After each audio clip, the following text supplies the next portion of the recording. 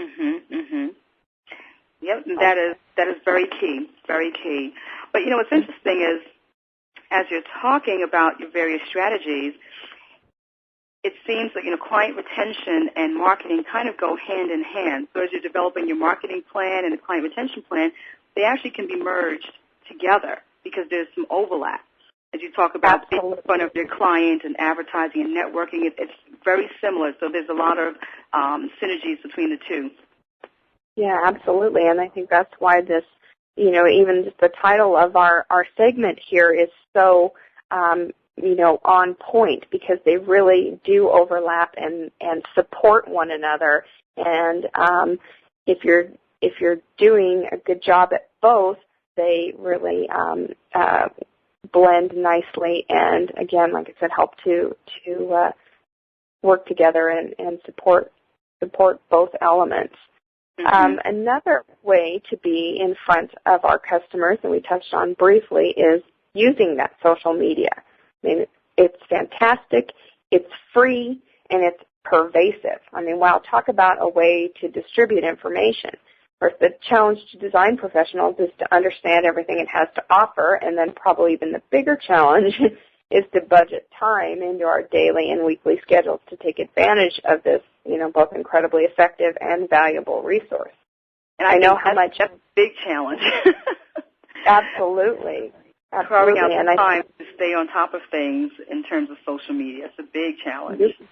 Absolutely, and I think your point going back to marketing and client retention being part of marketing, this fits right in. So when you're designing that marketing plan and you're addressing advertising and promotion and all of these different elements, when you're getting to that promotional component, incorporating this use of social media. I mean, I know how much time I spend both personally and professionally using it, and our clients are no different.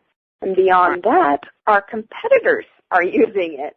Exactly. So it's really essential that we have that strong presence there. Right. Exactly. And if, of course, if you need assistance navigating this world of social media, there are experts out there. I will immediately and freely admit that I use one myself, because there are so many features and so many ways that it can be utilized that just your garden variety Facebook user that I was, that I probably still am to some degree, don't know about. Professionals can really give us great information on how to use these make the best use of the time we invest in using these resources. Right. Okay. Yeah, and finally along those lines is the good old easy, okay? As you know, it's a very effective, low-cost strategy. Get an email newsletter of some sorts out to clients. If they love that kind of thing, we can include great design tips and juicy trend info, and clients love that kind of information.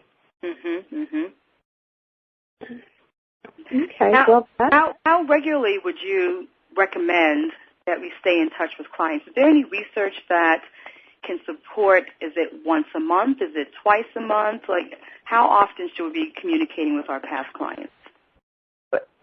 The research that I've come across suggests at least quarterly. Okay. Because design purchases often tend to be fairly large scale, I think obviously an e-zine or something, a newsletter that comes out monthly, that's something that just kind of keeps our business and us as a designer in the forefront of their thinking, but not necessarily, it's a little more of a broad reaching, it's a little less personal. So that personal contact, if we're going to email them directly or make a phone call or send some type of direct mail to past clients, quarterly is probably about the way to go. Okay. Now, you touched on the need for a customer retention plan, not necessarily going into details about how exactly to put that together or to actually develop one, but what types of things, other than this is the time frame you should be reaching out to your client, what other things would you suggest to designers that they think about including in their plan, and how to kind of approach this area? Okay. Well, I think essentially we focus on all 5 of these strategies and then break down tasks that fall under each of them. If we look at that first strategy of contacting our clients regularly, okay, well, that means I'm contacting past clients quarterly. I'm contacting current clients. It's not necessarily something we have to worry about because we're in constant contact with them anyway. But and in my, I'll have to jump around just a little bit. In my 4th step, we talk about the importance of actually putting some type of system in place. But then, for example, the keeping our name in front of our customers. What are some actual action items we can do to make that happen? And then, we'll list things like attend business after hours on a regular basis, seek out events and social fundraisers and things of that sort that past clients and possibly future clients are attending. So we can get into this. Hopefully, I can provide you and your audience with even more focused information to help them really put some action items to all of these 5 different strategies. Well, then how actually do you go about doing that? So is this a service that you offer where you can work with designers one-on-one and help them craft their plan? Absolutely. Where we focus is designing a custom training for a business. So I could work with a designer or her business or whoever is involved in this component. Of course, it's frequently the business owner who wants to get right in here, and it probably should be that individual, and work together to get some specific systems in place that support these strategies. Okay, and how can they reach you, Renee? My website is www.rjitac.com, and that's TAC for Training and Consulting. Okay, great. Okay, great. So are we ready to hear about our 3rd strategy? Yes, definitely. Okay. This is a great one, and it's one of those that we think we should be, that we kind of assume we're doing all the time, but it's one of those really good reminder strategies, and that is give them value and exceed their expectations. And we're talking about doing something special and unexpected for our customers, for our clients. Maybe we send them a small gift or add something extra to their order. And the part we really want to focus on here is the idea of exceeding their expectations.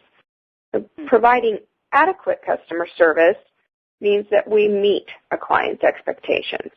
Providing outstanding customer service means that we exceed those expectations. And the trick is to determine what it is we can do or what we can provide to exceed those expectations. And it doesn't have to be a grand gesture.